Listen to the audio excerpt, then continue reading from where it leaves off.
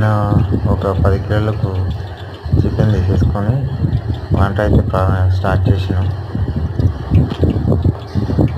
అందులో చెఫ్ వచ్చి మా వదిన, మెయిన్ చెఫ్ మన అసిస్టెంట్. అంటే ఇలా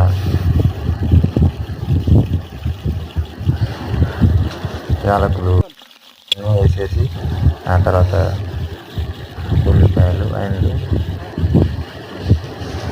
మిర్చి వేసేసినాం. కాసేపు అలా కలుపుతూ పెట్టేసి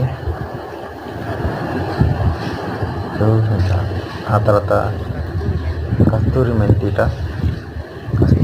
వేసింది వదిన. మెంతి తర్వాత అలా చేస్తూ మెల్లగా అందులో కొత్తిమీర వేసేసింది. కొత్తిమీర కొంచెం వేసేసి కాసేపు అలానే ఉడకనిచ్చిన తర్వాత అల్లం, తర్వాత చికెన్ వేసేసింది. చికెన్ చేస్తూ వేసేసింది.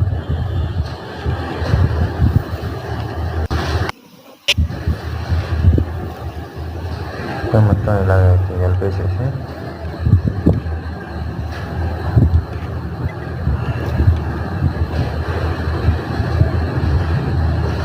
ఇలా వేసేసిన తర్వాత కాసేపటికి మొత్తం చికెన్ వేసినాక క్యాప్ పెట్టేసి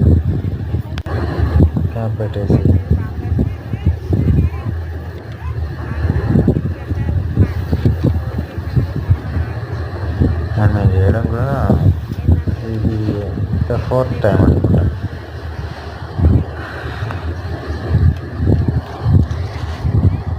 కానీ ఎలా వస్తుందో అనుకున్నాం.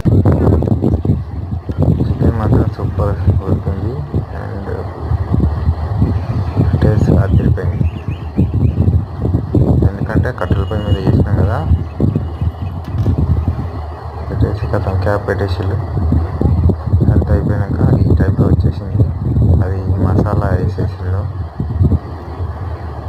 మసాలా వేసిన తర్వాత కాసేపటికి కొత్తిమీర మళ్ళీ పైన నుంచి గార్నిష్ చేసేసింది వదిన.